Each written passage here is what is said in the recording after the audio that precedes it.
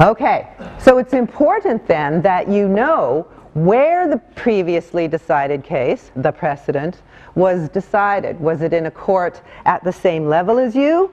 Did it come from a court higher up in the court hierarchy than you?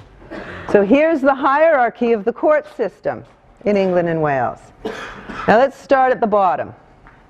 I'm not going to tell you about all these courts because that would just take too long and you'd probably be bored. So let's just say these are the bottom courts. They don't act as precedents for anything. You don't have to follow decisions that come from these courts. Similarly with these courts, not so much precedents either. Once we get to the High Court, the Queen's Bench, the Chancery, and the Family Division of the High Court, we're starting to get into serious, weighty precedents. But it's only when we get to the top. Decisions that are made by the Court of Appeal, decisions that are made by the Supreme Court are binding by the doctrine of stare decisis on all courts below them. Okay, so you have a claim in contract you say somebody hurt you by acting negligently and you want to get some damages from them to compensate you for the harm they've caused. You're going to bring your case in one of these levels of court. If there's a case that was decided at the Court of Appeal or the Supreme Court on that point, the judge that you're in front of is bound to follow those cases, or to follow those decisions rather. Okay, so you need to be able to find the cases that were decided in these courts, and if they're from the Supreme Court or the Court of Appeal, they're likely binding on you. The Supreme Court binds the Court of Appeal and everything below it. The Court of Appeal binds everything below it. Court of Appeal doesn't bind the Supreme Court, right? It all goes downward. The Supreme Court is the highest court in the land in the English legal system. By definition, whatever the Supreme Court says is law. No one can tell them they're wrong. Except the Queen. Parliament. The Queen in Parliament. International? Sorry? International. Not necessarily, on some issues. If you implement it. Okay. So the Supreme Court makes a decision. It is by definition correct, because there's nobody above them in the court hierarchy. If Parliament doesn't like that decision, if the government doesn't like that decision, the only thing it can do is pass a new statute, an act of Parliament, to change the law. And unless Parliament does that, what the Supreme Court says is law.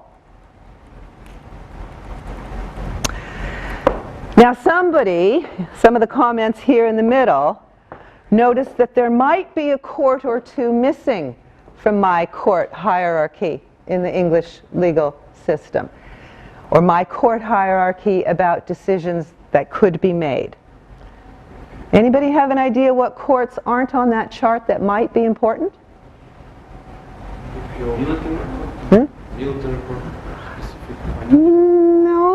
No, those kinds of things. In Belgium. In Belgium, okay, you're on the right track. The European Court of Justice. The European Court of Justice actually sits in Strasbourg. Yes, in Strasbourg. No, it doesn't. No. No, it doesn't. The Human Rights sits in Strasbourg. The European Court of Justice sits in... Okay. In Belgium. Let's just say in Belgium. Okay, the European Court of Justice is the highest court of for all the countries that are members of the European Union. So if there's an issue specifically about European Union law, you go to the European Court of Justice. Brussels? Yeah. I actually think the Commission's in Brussels, not the court. I'm not a European lawyer. Okay. We'll just say somewhere in Belgium. If it's a matter of European law, it goes to the European Court of Justice.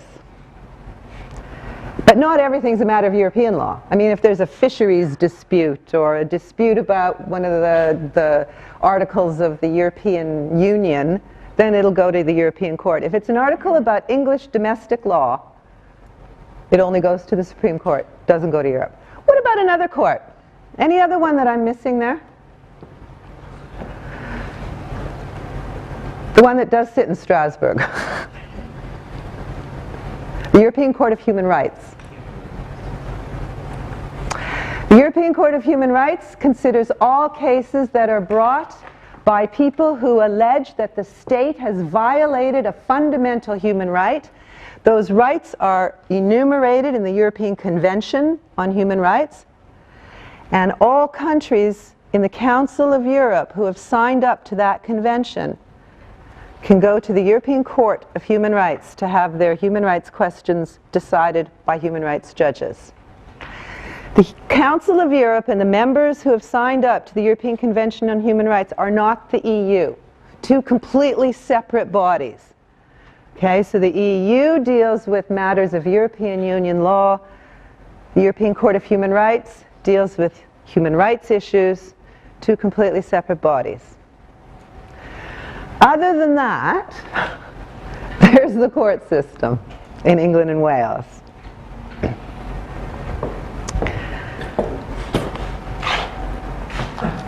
Now, I said that what the judges say is law. In these courts is law.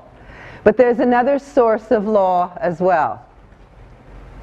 And I mentioned Parliament, statutes, acts of Parliament.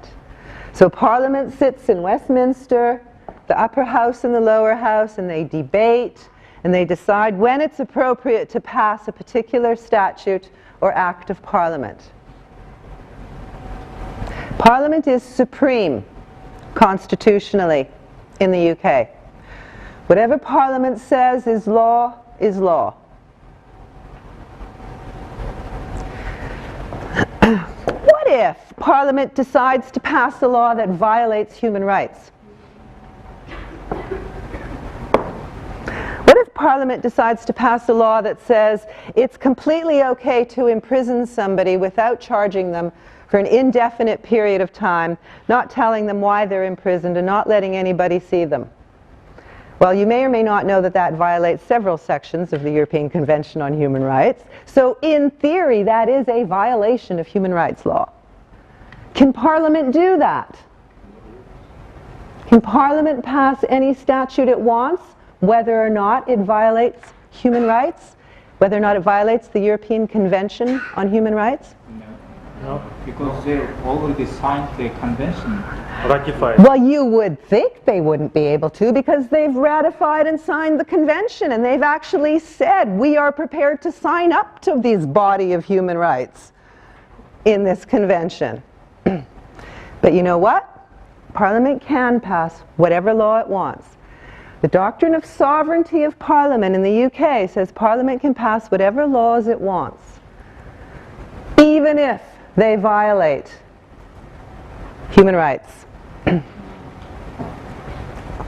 So what will happen then is if somebody takes a case to court and says the UK has violated Article 6 or 7 or 8, freedom of religion, right to a fair trial, freedom of religion, freedom of expression, whatever article they're alleging has been breached, they'll take it all the way up to the Strasbourg court.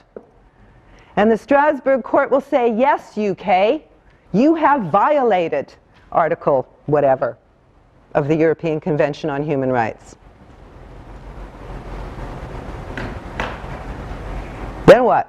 Does Parliament have to do something at that point? Parliament can say, so, we wanted to violate this. Parliament is supreme. Now, I have to say, in fairness, Parliament doesn't do that very often.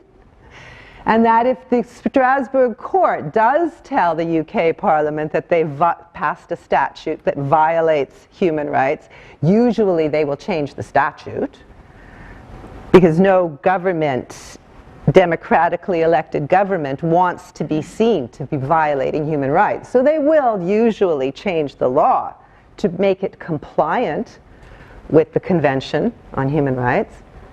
But constitutionally, they do not have to. Okay? It was one of the conditions that the government of the UK entered into, and they said, okay, we're prepared to sign up to this Convention on Human Rights, but we want to make sure that Parliament is supreme and sovereign in the UK. Now, as I say, politically, it's not a very good idea to be seen to be a government going around passing human rights violation, passing laws that violate human rights. But constitutionally, they can. What do you think about that idea? Do you think that Parliament ought to have this sovereignty? It ought to protect this sovereignty? Or do you think that once you sign up to a document like this, you need to give up your sovereignty and go with what the court in Strasbourg says? Anybody have any opinions? No? Well, I should say right now there's a debate going on in Parliament about pulling out of the European Convention. Because we have been found, UK has been found to violate a lot of the articles, and I think the government's getting tired of being slapped on the wrist by Strasbourg. So I think they're just going to say, forget it, we'll get out, we'll do what we want. I'm not sure how well that's going to go over politically, but... If you signed the, for example, agreement with human rights conventions, they are dominated by international priorities. Not the European Convention on Human Rights. And actually, even international human rights documents like the UN Convention on Human Rights are not directly applicable in the UK either. It means you sort of have to keep them in mind. But they do. I mean, they do keep the politics in line, but they're not directly applicable.